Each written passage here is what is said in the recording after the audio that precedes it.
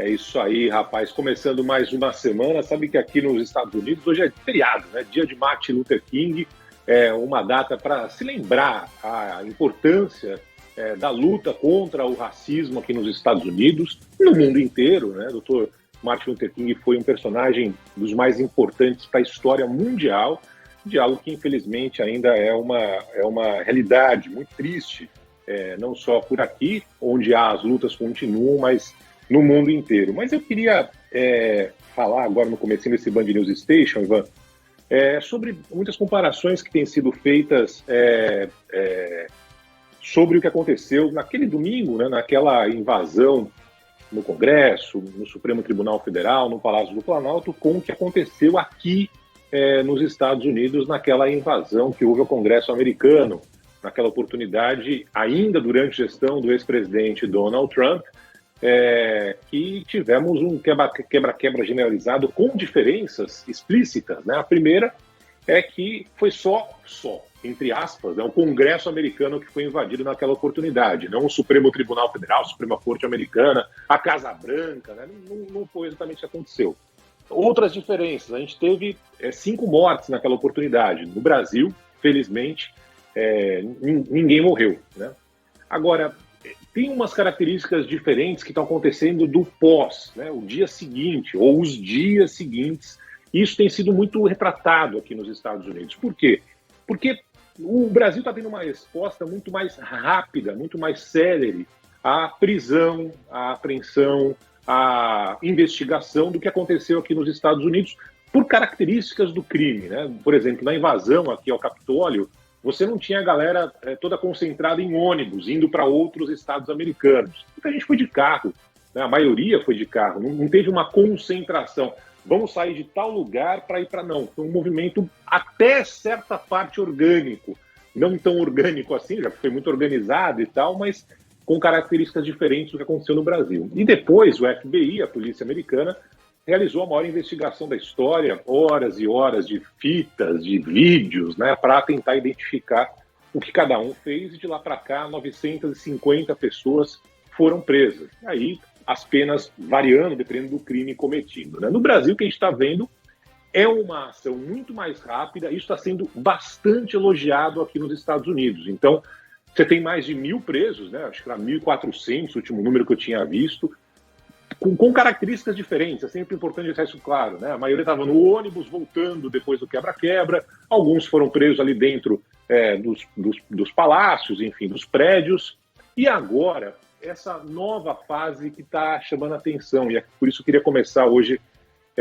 esse bate-papo com vocês falando sobre isso, né? Porque hoje, desde cedo, a Polícia Federal está realizando uma operação no Rio de Janeiro. Daqui a pouco nossa reportagem vai trazer mais informações sobre suspeitos de organizar e financiar esses atos golpistas. Já tem prisão, inclusive, por lá. E essa é uma diferença muito importante do que houve de investigação, de prisão aqui nos Estados Unidos. Os presos, até agora, aqui, foram os invasores, foram aqueles que entraram no prédio do Capitólio, do Congresso americano, que promoveram quebra-quebra, aquele cara de chifre esquisito ali e tal, que virou um personagem e tal. Tem condenação mais grave daqueles que agrediram os policiais, mas aqui no país não tem nenhuma cabeça, digamos assim, do movimento. Ok, são características diferentes, não teve um financiador, mas teve ali intelectualmente quem planejou tudo aquilo. E não teve nenhuma prisão aqui.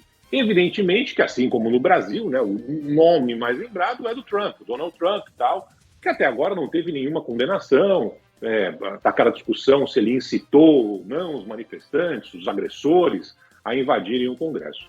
No Brasil, o que a gente está vendo com uma agilidade impressionante, né, em questão de dias, é já a Polícia Federal indo atrás de organizadores, de financiadores desse movimento. E isso é muito importante. Então, todo esse processo que a gente está acompanhando agora no Brasil está sendo acompanhado de perto aqui nos Estados Unidos e com elogio à repressão, à prisão, à ação, à investigação mais rápida do que foi por aqui, por exemplo, né? Com todas as características diferentes de um evento e de outro.